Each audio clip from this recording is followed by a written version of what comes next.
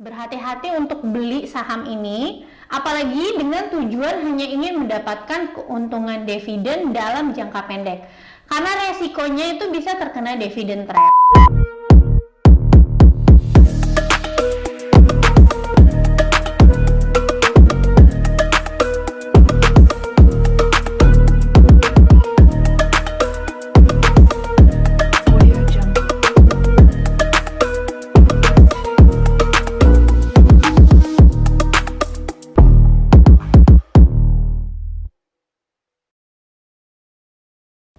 Hai, aku Olivia Louis, welcome to my YouTube channel.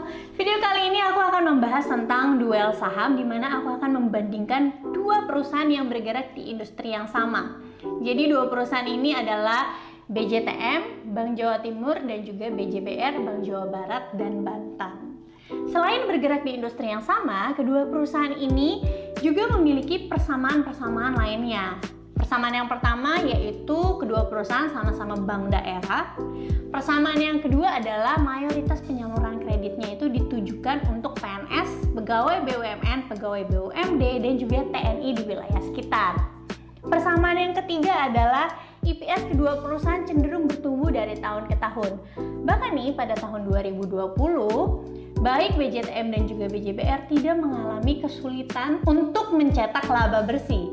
Dikarenakan kredit yang mereka berikan mayoritas untuk PNS atau pegawai BUMD itu pembayarannya langsung dipotong gaji dengan jaminan SK.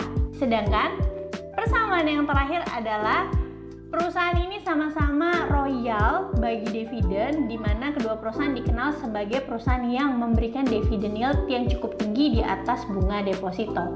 Makanya baik BJTM dan BJBR sangat cocok untuk investor-investor yang mengincar passive income dari saham sebuah perusahaan. Dua saham ini cukup populer di kalangan investor karena memang kinerjanya yang cukup bagus dan juga sehat. Aku akan membandingkan beberapa rasio BJTM dan BJBR, tapi sebelum itu jangan lupa subscribe di bawah ini. Oke, langsung aja kita bahas pertama ke total aset. Jadi pada tahun 2021 BJTM itu mencatatkan aset sebesar 100 triliun rupiah, di mana aset BJTM ini bertumbuh 20% dibanding tahun 2020. Sedangkan BJBR memiliki total aset sebesar 158 triliun. Terjadi pertumbuhan sekitar 12% dibanding tahun 2020. Untuk net interest income secara 1 tahun, BJTM mencatatkan pertumbuhan sebesar 11% dibanding tahun 2020, sedangkan BJBR mencatatkan pertumbuhan net interest income sebesar 21% dibanding tahun 2020. Kita masuk rasio yang ketiga, yaitu pertumbuhan dari laba bersih, tapi lebih gampang ya, kita bisa saja pakai pertumbuhan EPS. Jadi untuk BJTM ternyata hanya tumbuh 3% EPS-nya dibanding tahun 2020, sedangkan laba bersih atau EPS BJBR itu tumbuh 21% dibanding tahun 2020. Rasio yang keempat adalah net interest margin. Ini adalah bunga bersih yang didapatkan oleh perusahaan. Jadi simpelnya net interest margin itu ketika bank mengumpulkan dana masyarakat yang ditabung dicatat sebagai dana pihak ketiga, bank itu harus mengeluarkan biaya kepada nasabah-nasabah.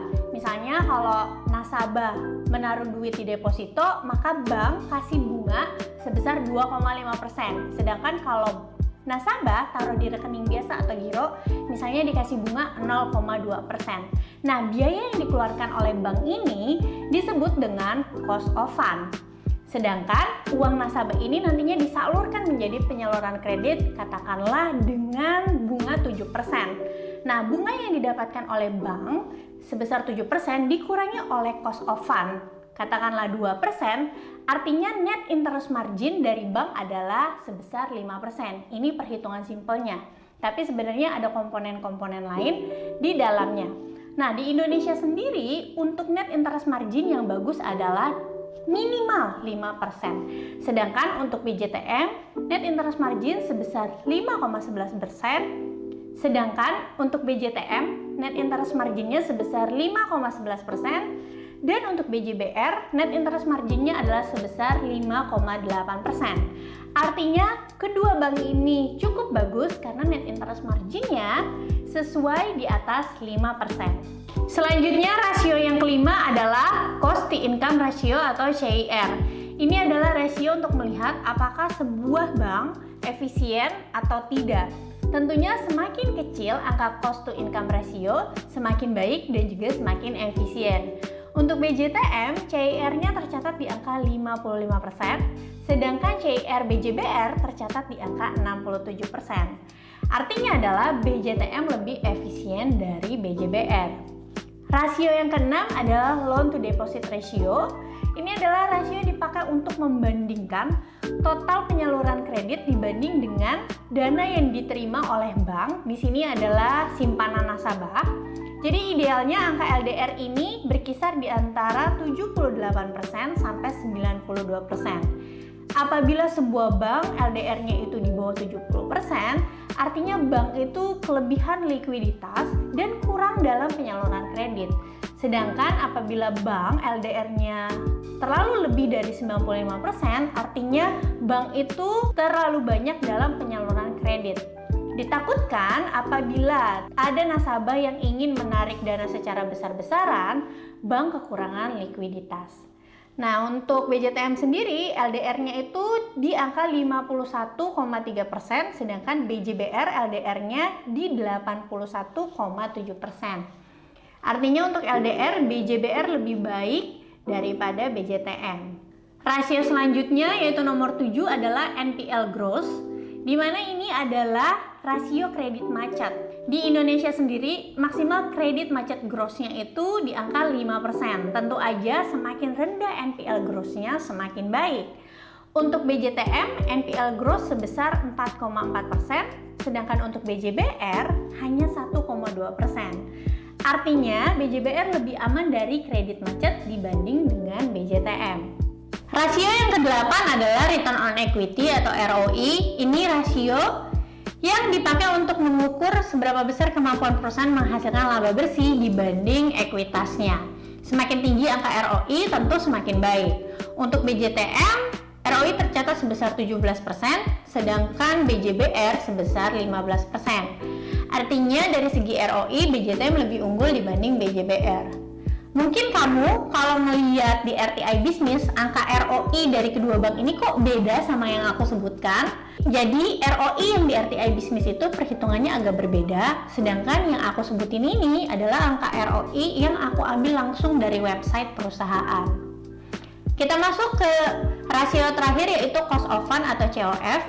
Ini adalah biaya yang dikeluarkan oleh bank untuk nasabah-nasabahnya karena sudah menaruh uang mereka di rekening bank atau menaruh uang di rekening giro atau juga di deposito. Nah, biaya ini biasa disebut juga dengan bunga tabungan. Alasan bank harus memberikan bunga terhadap nasabahnya karena uang yang kita taruh di bank itu sama bank disalurkan menjadi penyaluran kredit kepada siapapun yang mau meminjam uang tersebut. Dari hasil pinjaman tersebut, bank mendapatkan yang namanya interest income atau pendapatan bunga. Jadi dari pendapatan bunga inilah disisihkan sedikit untuk nasabahnya. Semakin kecil angka cost of fund tentunya semakin baik. BJTM tercatat memiliki cost of fund hanya 2%, sedangkan BJBR 3,8%. Alasan kenapa BJTM memiliki cost of fund yang lebih rendah dibanding BJBR, karena komposisi kasa BJTM itu cukup besar, yaitu sebesar 61%, sisanya adalah deposito. Sedangkan BJBR kebalikannya, untuk komposisi kasa itu hanya minoritas yaitu 44%, sisanya atau selebihnya adalah deposito. Mungkin kamu belum tahu apa arti dari kasa. Jadi kasa sendiri adalah current account, saving account, atau bahasa Indonesianya rekening tabungan biasa dan juga rekening giro. Jadi seperti yang kita tahu, kalau misalnya rekening biasa dan rekening giro itu bunganya sangat kecil kalau misalnya kita nabung di situ. Berbeda dengan kalau kita nabung di deposito, itu bunganya lebih besar dibanding rekening biasa. Itu kenapa bank yang punya komposisi kasa yang lebih besar tentu dia mengeluarkan ongkos bunga ke kita yang lebih kecil. Dan ini menyebabkan cost of fund dari bank tersebut menjadi rendah. Lebih rendah dibanding bank-bank yang komposisi kasanya jauh lebih kecil tapi depositonya jauh lebih besar. Selanjutnya kita bahas tentang dividen. Seperti di awal tadi aku sempat bilang bahwa kedua bank ini rutin banget bagi dividen dan dikenal sebagai perusahaan yang punya dividen yield besar. Untuk BJTM sendiri, dia sudah mengumumkan membagikan dividen sebesar 52 per lembar saham atau setara dengan dividen yield 6,7%, di mana come date-nya sudah lewat yaitu pada tanggal 25 Maret kemarin dan juga ex date-nya pada tanggal 28 Maret. Jadi untuk investor yang membeli BJTM setelah tanggal 25 Maret tidak berhak lagi atas dividen yang diberikan tahun ini. Sedangkan untuk BJBR berencana membagikan dividen sebesar Rp99 per lembar saham atau setara dengan dividen yield 6,5%. Come date BJBR tercatat pada tanggal 7 April 2022 dan ex date-nya itu tercatat pada tanggal 8 April 2022. Mungkin kamu belum paham apa itu come date dan ex date. Jadi come date adalah tanggal terakhir pembelian saham apabila seorang investor mengincar dividen dari saham tersebut. Sedangkan kalau ex date adalah hari setelah come date, di mana ketika investor membeli saham pada saat ex date atau setelahnya, investor tersebut tidak mendapatkan hak lagi terhadap dividen perusahaan di tahun tersebut. Aku mau pesan nih, jadi berhati-hati ketika membeli saham saat dekat pembagian dividen, terutama BJBR ya, karena BJBR itu besok come date. Berhati-hati untuk beli saham ini, apalagi dengan tujuan hanya ingin mendapatkan keuntungan dividen dalam jangka pendek, karena resikonya itu bisa terkena dividen trap. Dividen trap adalah kondisi di mana ketika seorang investor mengincar atau membeli saham karena ingin mengharapkan dividennya, tapi melakukan pembeliannya itu mendekati hari come date atau bahkan di hari come date, yang dimana kemungkinan pada saat ex date-nya harga saham malah turun sebesar dividen yang diberikan. Ini kejadian ya, contohnya pada saham BJTM tanggal 28 Maret kemarin. Di sini kamu bisa lihat gambarnya. Pada saat ex date BJTM itu harga sahamnya langsung turun bahkan gap down, dan sampai saat ini harga sahamnya belum pulih ke harga sebelum come date. Artinya ketika kamu membeli dekat come date berharap mendapatkan dividen secara cepat, yang terjadi malah harganya turun dan porto kamu bisa floating loss. Akhirnya kamu nggak dapat apa-apa juga, dapat dividen tapi porto floating loss gitu. Buat apa juga kan?